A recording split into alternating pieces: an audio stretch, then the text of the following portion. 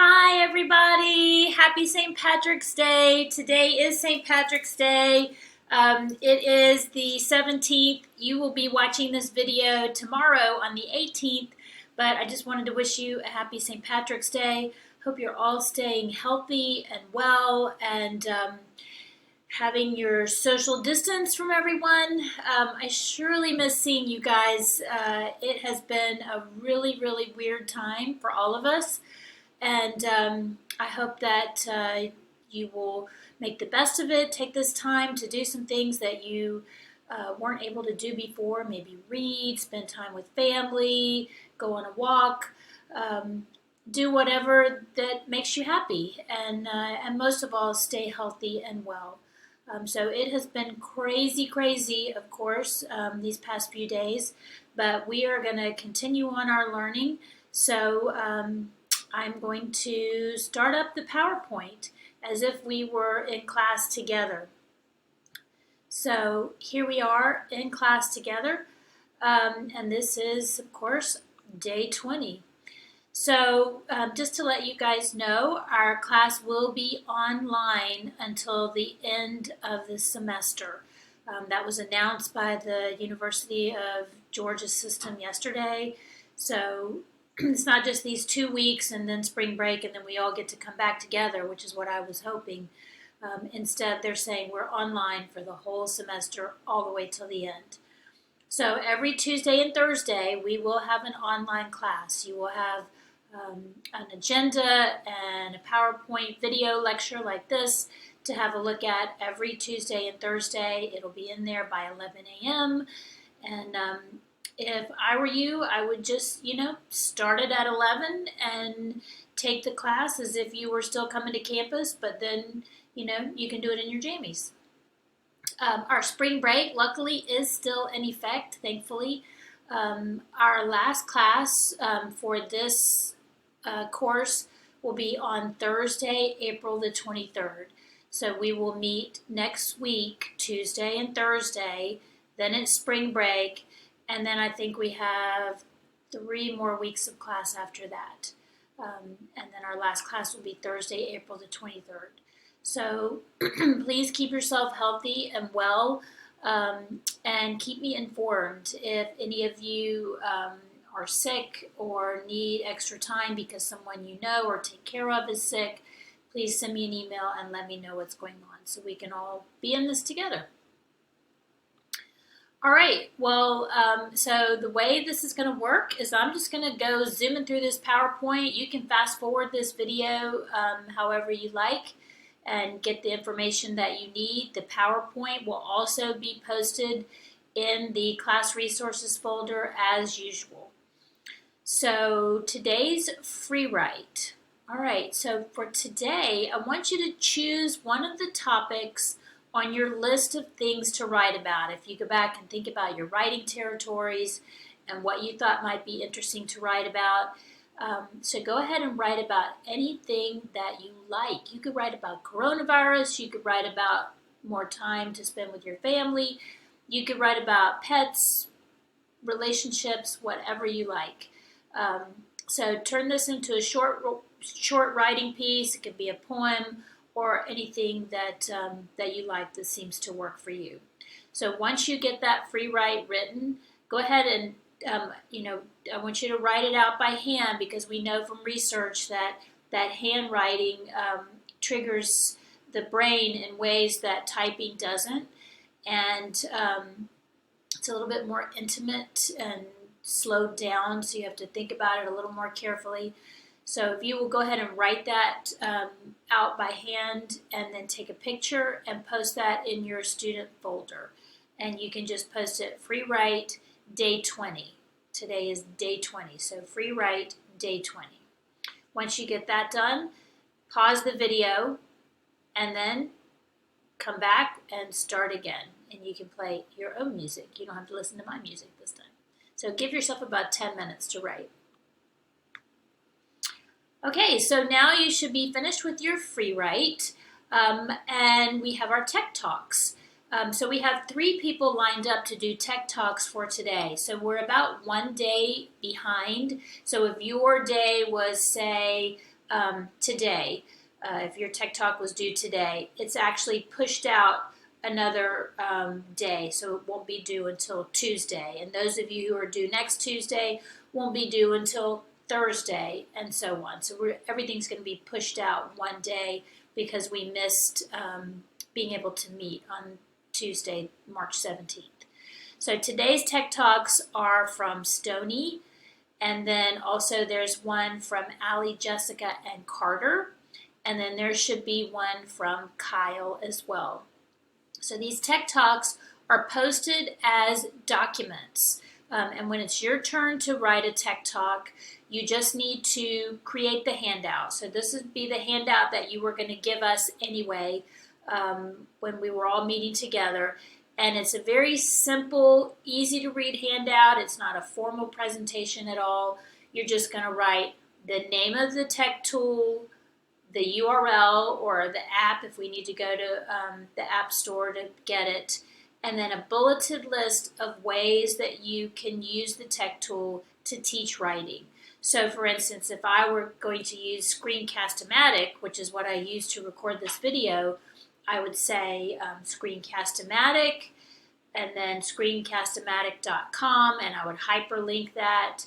And then I would say ways to use this to teach writing. Use it in flipped classroom to describe literary terms. Have students record themselves, and then other students write about the responses. Ask a prompt via the video and have students write in response to the prompt, and so on. So that would just be my bulleted list.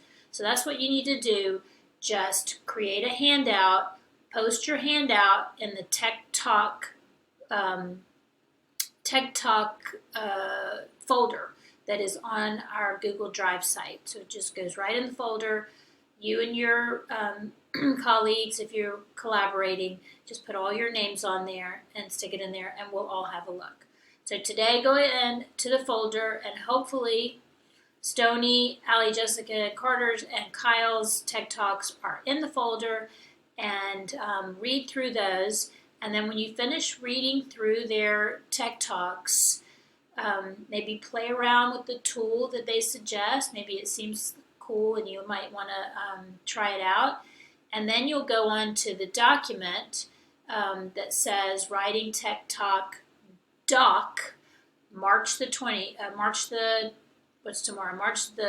18th, day 20. And you will write your comments about one of the tools, whichever one that you liked the best. And the directions for all of this are on the agenda, and they're also on the document itself. And of course, if you have any questions, just email me, and I'll be happy to answer. All right, so after you've done that, now it's time to talk about rubrics. So I know you've completed lots of assignments yourself that have rubrics on them. And a lot of times students will ask me, what's the rubric? So we need to make sure that we create rubrics intentionally for our own students. So a rubric is really a guideline that has specific rules and criteria for what we expect. It lets students know this is how you're going to be graded. This is the specific criteria that you need to hit in order to get a good grade. We use it to assess student writing in a fair and non-biased way. And also students can check the rubric before they submit their work. If they look through the rubric and they go down and they make sure, yes, I did that, I did that, I did that, then they can feel confident that they're probably going to get a good grade. It also helps teachers like us evaluate student work and assess whether our students have mastered the content. If they didn't hit that high point on the rubric, maybe they got the middle point, and maybe you have a lot of students in the middle, then that's a signal to us that we can go back and reteach. So it helps us as teachers as well as the students. You can also have students help you to create the rubric. This is called a co-created rubric. So a co-created rubric is where you, using a DotCam, a whiteboard, a computer, you together out loud during class time Ask students, okay, so what do we want to say an A paper is? What would an A paper look like? What would our expectations be? And you and the students together create the rubric. And then, all right, so that's A. Now, what about B and C? And let the kids help you determine what the criteria are, what makes it a good paper. So a co-created rubric can be a really powerful tool in a democratic classroom. So there are really two main types of rubrics. There's an analytic rubric where each requirement is listed separately, say content, grammar and mechanics. And then there's a holistic rubric in which all the criteria are evaluated simultaneously. This paper pays careful attention to detail and has very few errors. So thinking about that all together as a holistic idea. So here's some examples for you, and these are hyperlinked on the PowerPoint that you can look at yourself. So the analytic rubric, it looks like, ta-da, like this.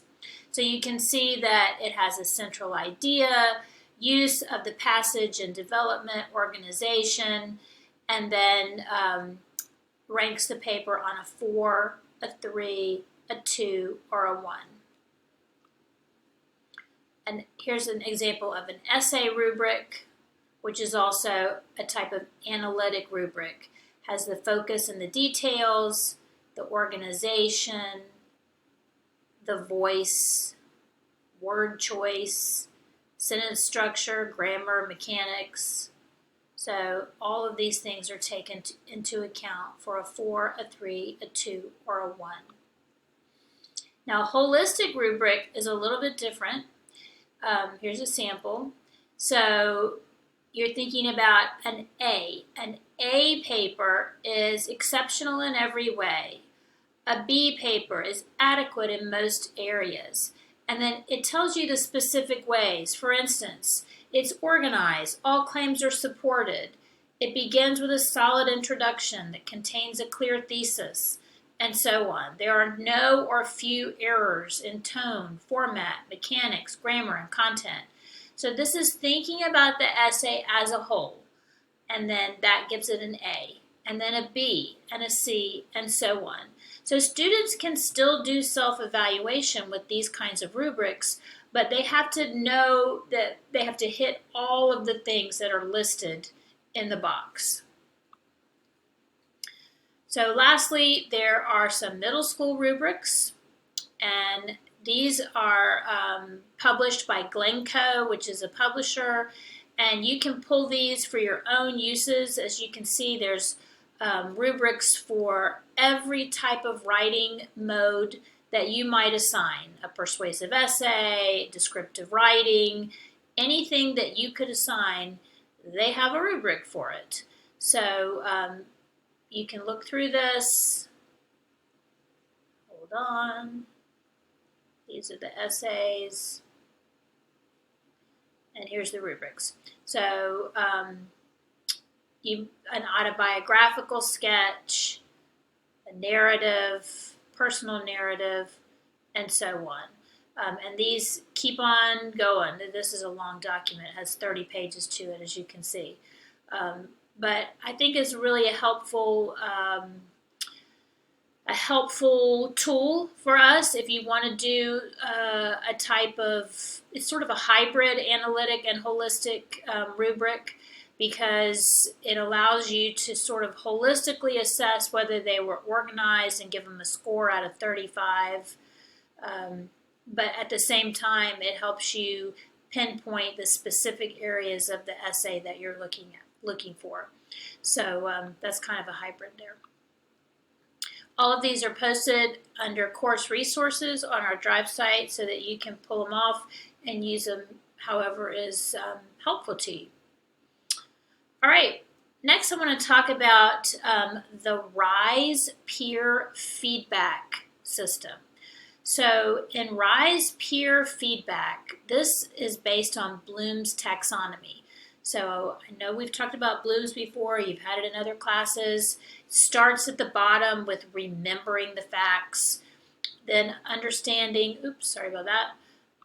Understanding is a little bit higher skill. Then applying, analyzing, evaluating, and finally creating is the highest possible skill. So if you think about this Bloom's pyramid in relation to this evaluation method, it helps students to go from just regurgitating facts in their essay to creating something that's really original. So the RISE peer feedback is like our acrostic poems. It has RISE as sort of a mnemonic device.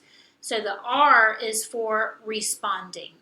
So students say, I like this because, if they're writing on someone else's paper.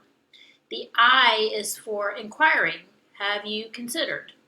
The S is for suggesting. I think you should. And then the E is for elevating. This would be even better if. So this method is actually backed by some research, some emerging research, and it has been found to be pretty effective, especially with middle school students. They can evaluate each other's papers. It's a little bit different than the workshop model, but it's similar to the workshop model in that it gives students sort of a framework of how to respond to each other's writing. But they can also use the RISE feedback on their own writing as well.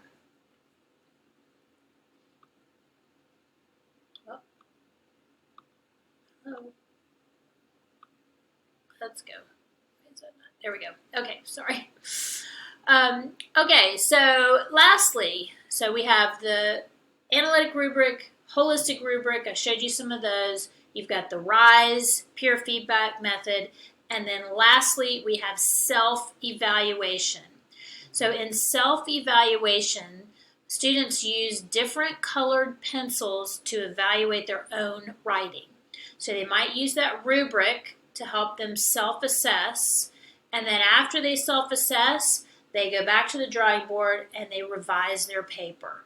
They do not give themselves a final grade in this. Unlike what we talked about with portfolios, you don't have students grade their own paper saying, I deserve an A. This is more a revision tool. This is what they do in the editing process.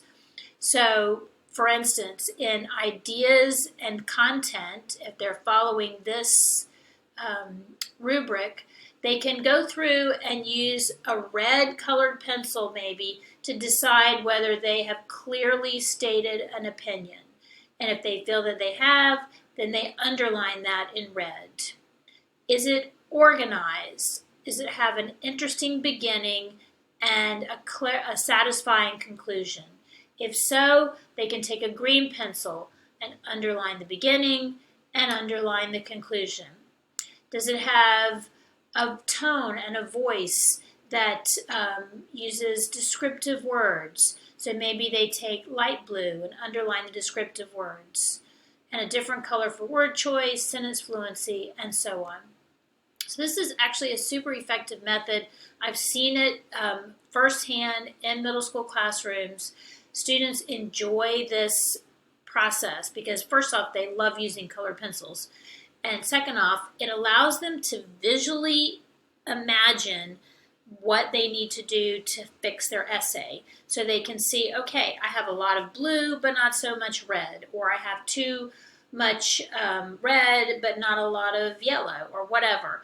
So that color coding system is a self-assessment tool for them, allows them to go back to the essay and revise. All right, so now you've got those methods: holistic rubric, analytic rubric, the RISE peer feedback method, and then the self-evaluation method with colored pencils, also kind of leaning on a rubric. So what I want you to do is I want you to choose one of those methods and apply it to a piece of your writing. So choose any piece of writing, a journal entry, your reading reflection, your sequence writing assignment, whatever you want it to be, anything that you've written for this class. And then I want you to decide how you would evaluate or grade that piece of writing. Which method do you like best? If you like an analytic rubric, Find an analytic rubric, use it to evaluate your writing, circle on the analytic rubric the categories that you think your writing hit, and give it a score. Take a picture, post it in your student folder. Holistic rubric, same way. If you decide to evaluate your writing with the colored pencils, go through it. You'll have to print it out, get colored pencils, go through it, use the colored pencils to evaluate, take a picture, post it in your student folder. If you use the RISE peer feedback method, you'll need to do as a summative comment at the bottom of your writing, you can type this out, R, responding, I, inquiring, and so on. S, what was S? I already forgot. You'll have to go back to that slide and look. Anyway, but you can use one of these methods and because you're deciding that this is the one that you like the best. And then post that sample evaluated writing in your student writing folder.